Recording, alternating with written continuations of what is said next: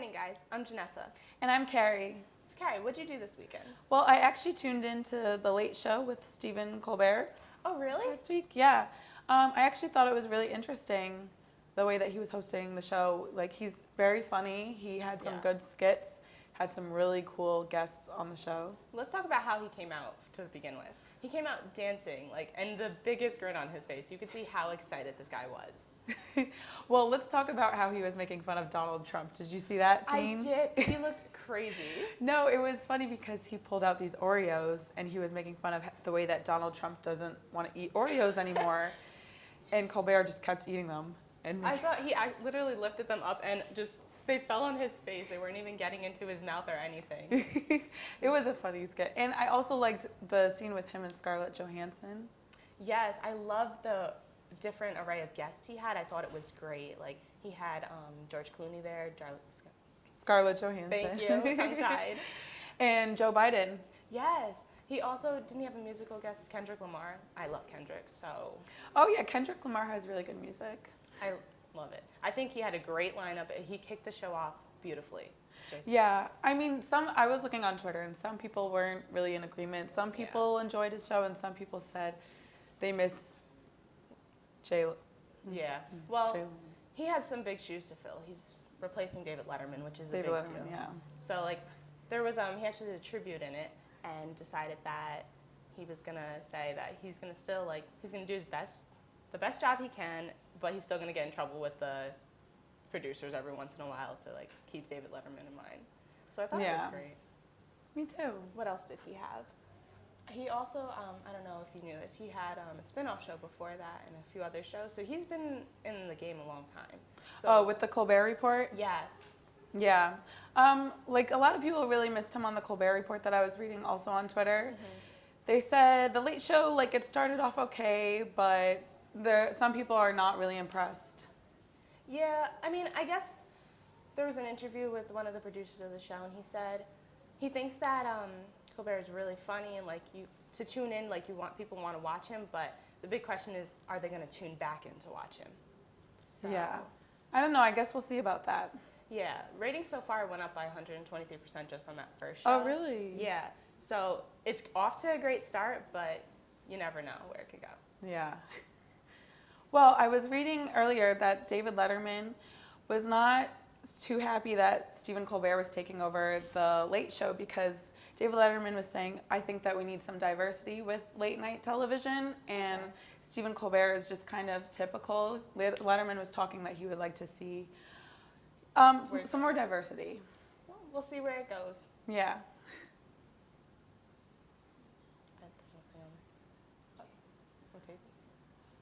Oh, all right. So enjoy this because I don't know.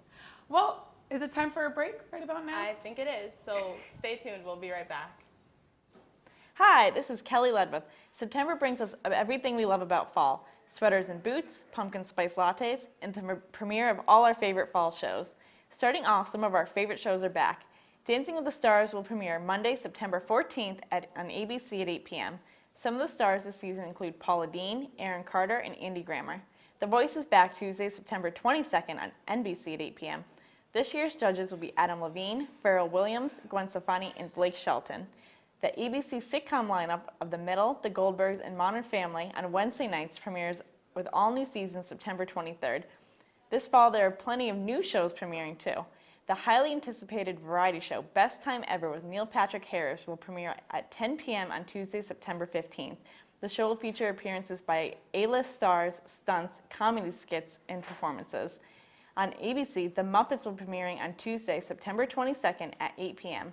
For the first time, the Muppets' personal lives will be followed in the documentary-style show. On the same day at the same time, Fox Scream Queens will premiere. This comedy horror series will star A-listers Emma Roberts and Lea Michele. Fox will also be rolling out a new show, Grandfathered, which will premiere Tuesday, September 29th at 8 p.m. The show will star TV icons John Stamos and Josh Peck. Be sure to mark your calendar with all your favorite shows, and back to the hosts. Sorry, that was Kelly. So what did you do this weekend, Kari, besides watch TV? Well, I actually heard about Relay for Life. It was this past weekend which was different for Quinnipiac because normally they have Relay for Life during the spring semester, but this year they had it earlier. It was this past weekend, and a few people went to that. I heard that they raised a good amount of money. Yeah, I heard that they're still counting it actually, so it was somewhere around 30,000, I believe. So if they're still counting it, that's great. I mean, I think that's a really good job. Yeah. And 30,000, that is a lot of money. To me, that's a lot of money. definitely. And I think the weather was perfect for it because it wasn't too hot, but it wasn't too cold. Like, it was a nice time to have such a good event. Yeah. Have you ever been to a Relay for Life before this one? I actually in high school participated in it, and I have to give the people who stayed out there credit all night because in high school I literally was running into my friends' tents to take naps because I was so tired. Like 2 o'clock in the morning came and I was dead. So Oh. it takes a lot of energy. Like you really should sleep all day before you do the event because you need to. Yeah, I know my friends did it in high school, and a couple of them were just so tired after. Yeah. It was a really long night. You have to stay up till some of them 4 a.m. in the morning, I think. It's for a great cause though. So like when I look back, I'm like, wow, that was really worth it actually. And I especially love that if you've ever been a part of it or went around it, they have like 3 ceremonies. So they do like a survivor lap, which is really cool because that's for anyone who survived cancer, who knows someone who did. Like it's really empowering. Yeah. And then there's like the lighted bags. So they put bags for people who have lost the battle to cancer or, and it's Yeah. just really like emotional. I think that the energy was really good. People had positive minds, and Yes. everyone was there to support something. Yeah, no, it was definitely when I stopped by, I actually just took a lap. I didn't have a team or anything, but I took a lap just because my grandpa had cancer, so it was Oh, a great, that's- I felt like, one lap couldn't hurt, Yeah. Well, that's Definitely. good to participate in. We had actually a roommate who participated in it. The next morning, she was so drained. I felt so bad. She was like running from meeting to meeting, and she just like came home like, she was like, yeah, I had a great night, but looked like she was crazy all night. So would you do it like next year maybe? Definitely next year. I feel like this past year, they did not give us much of the knowledge that it was happening. I agree. I think that definitely should have been a little bit more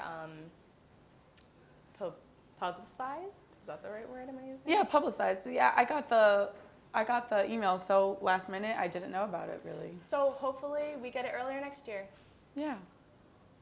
All right, so we're going to take another break, and please stick around because we got a lot coming up. Cue cards. We use them for everything from getting into the student center rooms to buying food in the cafeteria. But sometimes it can seem like QU students are losing their cue cards as much as they're using them. Students take to Twitter to vent about their cue card struggles. They also use class Facebook groups to ask about their lost cue cards or post pictures of the ones they found. We walked around the student center to ask Bobcats about their lost cue card stories. So I lost my cue card somewhere in New Haven, and someone returned it to school. So I still have my original cue card, but I did lose it on the floor at Toads. My roommate actually lost hers last night, and we have no idea where it is. And the guys directly above us, well, above her. Yeah, they lost their cue cards, and then it deactivated one of the other guys, and they had to keep getting new ones, and it kept switching them up. So then all of them were locked out of the room. All right, so one time I was out and I didn't have any pockets, so I gave my wallet to my friend, but I wanted to keep my cue card on me. So I put my cue card in my shoe. Sure enough, after a couple hours, I completely forgot that my cue card was in my shoe. So it's time to leave and I need to get back on the shuttle, and then I'm thinking, I get my wallet back to my friend and I'm thinking, where's my cue card? Like, did he lose it? I'm getting mad at my friend. I look for the cue card for probably about an hour and a half, and then eventually I'm like, all right, fine, I'm gonna take a cab back to me. So I take a cab back, I take off my shoes, I go to bed, and it wasn't until the next morning that I remember that my cue card is in my shoe. Literally, I thought I lost mine at Toads, and as soon as I got in my Uber, I looked at my wallet, and I was looking at my wallet for like 10 minutes, and I was convinced I lost it. I get back to my dorm, and I'm about to take it out, and I found it. Well, once, it was actually, I didn't lose it on campus. I had gone home for Easter, and my sister picked me up on her way home from school, and we had the same wallet, and I put my cue card in her wallet, so I was coming back to school, and I couldn't find it anywhere, so I came back, and I had to buy a new cue card, and she called me like 2 weeks later, and she was like, I found it, she found it in her wallet, so then I had two for a while. We also asked these Bobcats for any advice they had for students who lose their cue cards. Don't. That would be my one tip, I guess, because those things are pretty pricey to replace. So. I keep it in my phone so that way I don't lose it, because I feel like if it's always in my phone is always on me. I have a suggestion. I think that they should put like a ringtone on your cue card so you can call it when you lose it. Because I lose that thing all the time, and if I could call that, like I call my cell phone all the time, I would never lose it. I just always put it back in the little, I don't know where it is, little case. This thing. Yeah. I'm Neliana Ferraro with TMA. Thanks, Neliana. We'll be right back. Welcome to A Sheer Sensation, North Haven's premier cosmetology service, located at 140 Washington Avenue, minutes from Hamden. We offer an array of services, from basic cuts and colors to lash extensions and formaldehyde-free keratin treatments. We also provide hair chalk and styling for men. When you spend $60, your cue card will get you 10% off. Call us at 203-239-6477 to make your next appointment at A Sheer Sensation.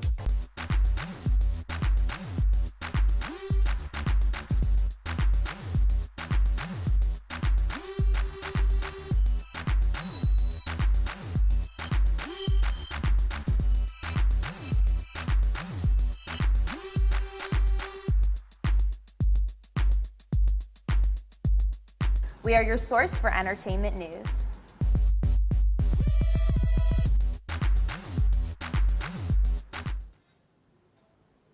Hey guys, now we're going to toss it over to Mike with some tech news. Thanks guys, Mike here with your latest news from the world of technology. Apple held a special event in San Francisco last Wednesday, and boy did they deliver the goods. One of the biggest pieces of hardware announced was the iPad Pro. It sports a 12.9-inch display with more than 5 million pixels. Its A9X chip is 1.8 times faster at CPU tasks and has double the graphics power of the iPad Air 2. The new iPad also has 4 speakers instead of 1 and can give the user stereo sound no matter which way they hold the device. Apple also released some accessories for the new tablet, including a new case with a built-in keyboard and a $99 Apple Pencil, which is a proprietary stylus made to be used with the iPad Pro only. The iPad Pro starts at $799 for the 32GB model and comes out in November. Apple also continued the smartphone war by releasing the iPhone 6s and 6s Plus. While these two new phones don't look any different than the current models, there's some new tech under the hood. Probably the biggest new feature of the new iPhones is the introduction of what Apple calls 3D Touch. This new feature uses force sensors built into the screen to detect force and then perform actions based on that force. For example, you could be able to access shortcut menus in the home screen icons by pressing down harder than normal on the screen. The new A9 chip in the new phones is 70% faster at CPU tasks and has 90% faster graphics. The camera also got an upgrade with a 12-megapixel sensor and the ability to shoot 4K video. The new phones will run iOS 9 and are available in September 25th. For those of us who want to stick to our current phones, iOS 9 will be available as a free download on September 16th. The other news coming up from the Apple event was the introduction of the new and improved Apple TV. The new set-top box comes with a completely redesigned remote that has a microphone and an area for touch input. The most important feature of this new living room device is the introduction of Siri. Yes, that personal assistant from the iPhones has moved to your television, and she can do some pretty cool things. Siri can search for movies and TV shows in iTunes, Netflix, HBO, Hulu, and Showtime, and she can also navigate through a video and even answer questions about what you're watching. For example, you can ask, who is the director? The new Apple TV is $149 for the 32GB model. And that's all I got the news. That's all the news I got for you this week. Back to you guys in the piazza.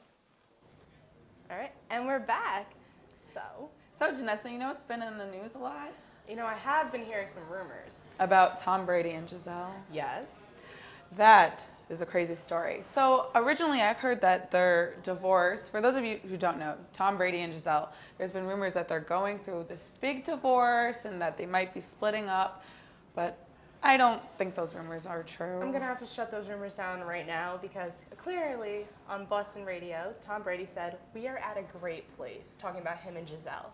So whoever started these rumors, I mean, they got the media worked up and everything, but... I heard as big of a rumor that the divorce was supposed to be worth $460 million. That's insane. That could pay for multiple tuitions here. Yeah, I could really use that. I could use that too. I think we all could use that money, but most definitely. But yeah, let's just say that those rumors are really not true because Giselle and Tom Brady were just seen together last week, I think. Yeah. Really close. They were just coming out of a New York City building, walking hand in hand. I heard that they look pretty happy. And she really just supported him at the Patriots season opener. I heard about that. But it's funny that they were like, oh, they're only talking through text message, and it was a nasty fight on his birthday. Like, all couples fight. Oh, after she posted the Instagram photo, Yes, apparently there was a big fight between them. But yeah, all couples fight, and it's not our business to know what they're fighting about.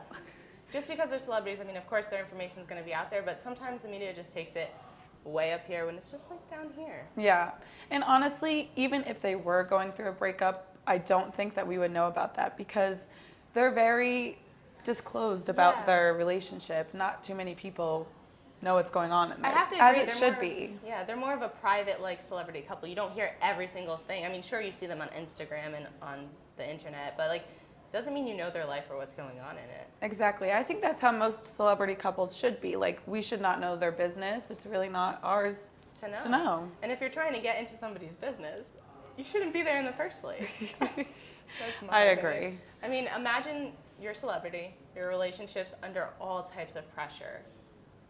I mean, of course you're going to have fights, you're going to have big blowouts. Why wouldn't you? Your stakes are so much higher than the average person. The media takes it to a whole nother level. Yeah. But the fact of the matter is that they're a cute couple and they're staying together. Exactly, and they're fine. All right, so we'll be right back after this.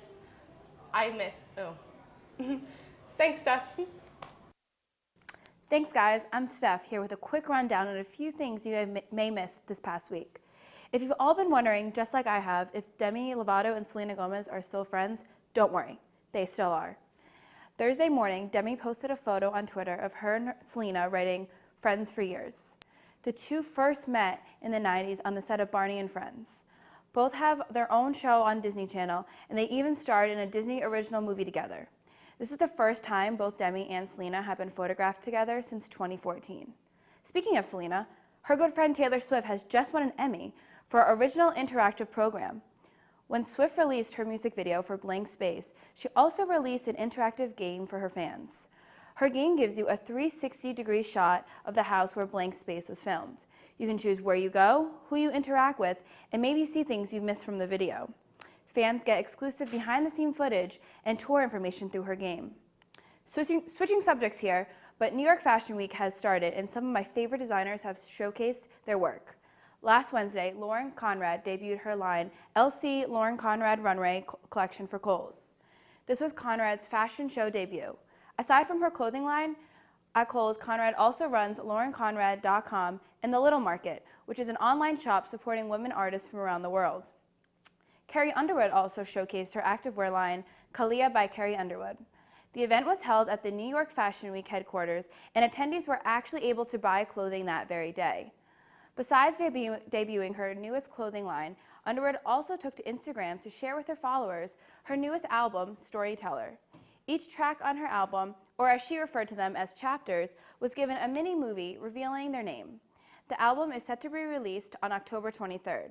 That's all I have for today. Have a great day. Hi, we're back. Thanks, Steph, for that in case you missed it. So let's talk about what's really anticipated. It's coming up next weekend. Fall Fest? Yes. Yeah, Fall Fest, this is the third year I think that they're having Fall Fest now. It's been typically known as a country concert for the Quinnipiac students here, and I think it's going to be fun. There's a new lineup. I think it's always fun. Yeah. I mean, last year they had a girl from One Tree Hill, I believe, and this year they also have some other actor from One Tree Hill. Tyler Hilton. Oh, Tyler Hilton, yeah. You might have seen him on a few TV shows. He's also been in Taylor Swift's Teardrops on My Guitar video. Oh, he was in Taylor Swift's Teardrops Yes, on My that's Guitar? exactly who's coming. Oh, he was the male act lead? Yes. Wow, cool. Yeah, no, he's actually, I listened to a few of his songs, because before this, I never personally watched One Tree Hill, but I listened to a few of his songs. He sounds really good. He doesn't actually sound country, which is weird, because it's a country thing, but like, I liked it. He doesn't have the country twang. Yeah, it's more of like, he has a deep voice, kind of reminds you of like Elton John, but it's nice, and he's younger, so I mean. Yeah. Once I heard that he's going to be a part of Fall Fest, I did listen to some of his music. He has some pretty good music, actually. So there's also going to be Josh Thompson, which he's not super big, but he does write for pretty big artists like Jason Aldean, Brad Paisley. He has 2 albums out right now. It's The Way Out Here, and it's at number 15. So that's what he's really known for, that album. Oh, but he writes music for Jason Aldean and Brad Yeah. Paisley. Songwriting They're is my a big favorite deal. country, Yeah. I like Brad Paisley, and songwriting is a big deal. That's where you make most of your money. Yes, it takes a lot of talent to write songs, because I'm sure you hear the radio every now and then, and sometimes you're just like, what is this? Sometimes you just have to say one word and it becomes popular. No, I agree. But when I listen to him, he's definitely got more of the country voice, like 100%. So if you guys are into country and Fall Fest, you're going to love him, for sure. Okay. Now let's talk about who everyone is excited about. The big person coming to campus. Jamie Lynn Spears. So, what's the biggest thing you've been hearing about Jamie? I heard how she's going to be at Fall Fest, and I don't really know her music, but I really hope that she comes to sing the Zoe 101 theme song. That's what everyone has been saying. Literally, we all know the words to that song. Everyone I hear, I'm pretty sure someone yik-yacked it. They were like, do you think if we start singing it, she'll sing it for us? And I'm like, let's try it. Oh, yeah. I mean, I will definitely be in the crowd and start singing Zoe 101. And I expect her to start singing it with us. I hope she does. I'd be really excited. Yeah. I honestly was surprised when I found out she sang country, because I was like, I haven't heard about her in a little bit, but like I listened to her. She has a really good voice. I was really surprised. I forgot how good of a singer she was.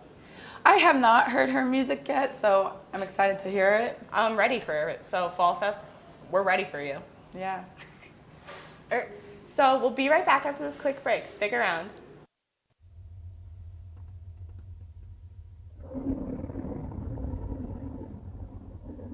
I could really go for a Ray and Mike sub right now.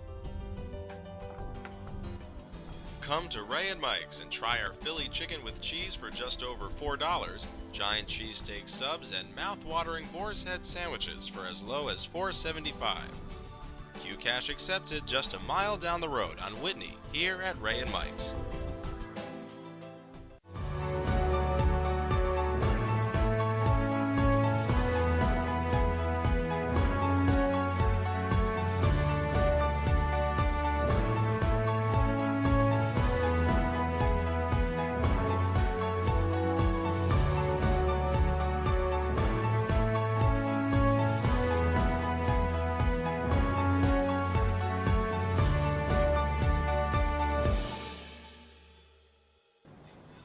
Do you like scary movies? Of course. Well, here's Brennan with a review from The Visit. Thanks, guys. I'm Michael Brennan with your movie review. This is about The Visit, and it's directed by M. Night Shyamalan, and it's a strange movie. It has a relatively unknown cast, and it feels more like an indie movie than anything he's made before. Apparently, Shyamalan self-financed the movie from his salary from the last film he made, After Earth, in order to make this film with total creative control after a series of critical and financial flops. Luckily, The Visit is a flawed but scary film. The movie is about 2 teenagers who are visiting their maternal grandparents in the countryside. This is the first time they're doing this because their mother has some long-standing grudges against her parents. The girl, Becca, decides to make a documentary with her brother, Tyler, about the experience. However, once the teens arrive at the house, they notice that their grandparents are very strange, especially after 9:30 p.m. While at first it seems like weird things old people normally do, the much darker and stranger incidents lead them to investigate. It's not all thrills like the trailers may have you believe. In fact, it's different from Shyamalan's super serious movies because there's a lot of comedy in the movie. There's some elements of drama when dealing with why the mother refuses to talk to her parents and the kids' issues with their father, but these are used effectively to let the scarier moments work because they gain character development and time to breathe. The movie is a slow burn, meaning that it can seem like nothing is happening for long periods of time because of the shifts in tone between horror, comedy, and family drama. It can be rather jarring to see that this is not just a straight-up scare fest. But while the comedy was hit and miss, the scary parts always work, and you're always creeped out whenever their grandparents are on screen. Also, because of the documentary style of the movie, the background to these characters can never be shown, only told. He's been criticized for doing this in the past, but due to the documentary style of the film, it's not a big problem in my opinion. It's a problem with the format that he used to film and not a problem with Shyamalan himself. In terms of technical aspects, the movie has some great camera angles that help build tension. It's a found footage horror movie, which has mostly become a dead horse in the horror community, but it works here for the most part.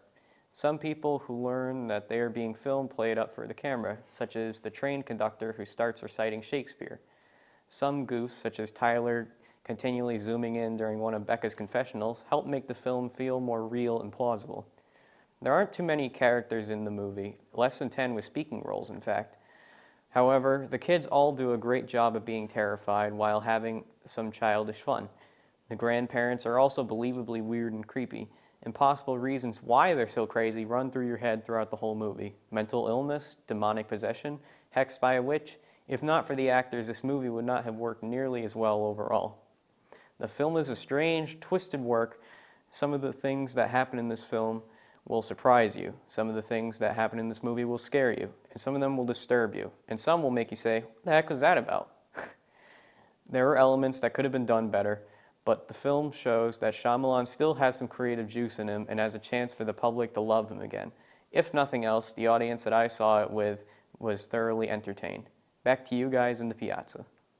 Welcome back, guys. We're here with the co-chair for Relay for Life and also the SPB member from representing Fall Fest, Abby O'Neill. Hi. How are you? Hi. Good. How are you? Well, it's been an interesting morning, for sure.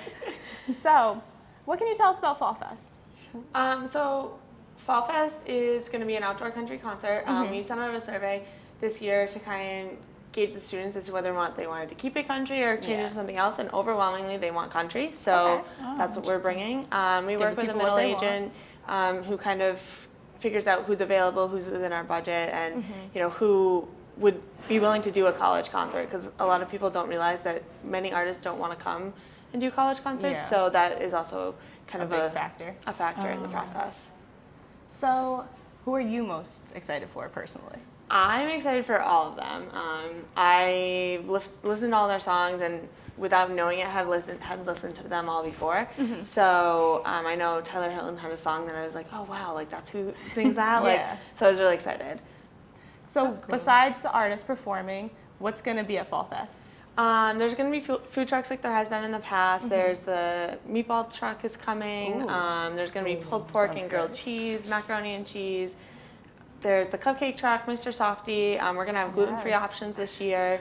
And there's also going to be a mechanical bull. So while you're like hanging out, you can do that. And I'm then definitely excited about this. One of the DJs from WQAQ is going to kind of share some country music in between sets. So it's going to be fun. So sounds like a great day. Yeah. And is the concert free? The concert is free. The only thing that students will have to pay for is the food trucks, which that will was my question. Depending on the item, will be $2 to $4. But that's not bad. We make them very reasonable for the students. Yeah, definitely. So just going back to Relay for a second, were you in it? Like, how was your team? So I was being on the board and kind of running the event. We had our own team for the executive board, and we raised more money than we thought we were going to, and we also we helped recruit a lot of the students there, and I'm very pleased with the way our team did. I'm also very pleased with the way that the Quinnipiac community kind of came out and supported the new type of event that we were trying to show, and made it, it worked on this campus, and we were trying to see if it would work, if taking a year off would really have a hindrance on the attendance, and it didn't as much as we were kind of thinking it might have, so we were very pleased with the outcome. So do you think you guys are going to do it again next year? Yeah, at the same time? As of right now, it's going to be in the fall. The whole date depends on what the university calendar looks like. I know with Labor Day being so late, we lose a weekend of programming in September, so it really scrunches the whole calendar. So it could be the same date next year, or it could be a week or two later. So it all depends on how the university decides to do some things. Now, also with Fall Fest, So this is the third year it's been Yes, running, this right? is the third year Fall Okay, Fest. cool. So what started that whole thing? Do you know? I think they wanted just the person that was the main stage chair that year just wanted a new type of an event and to see if it would work. And the first one was really successful, so they're going to keep doing it till it stops being successful. Well, I personally can't wait for Fall Fest, so Yes, thank you for we'll coming be there out. Saturday. And hopefully you're there with us. I will be there. Have a good day, guys.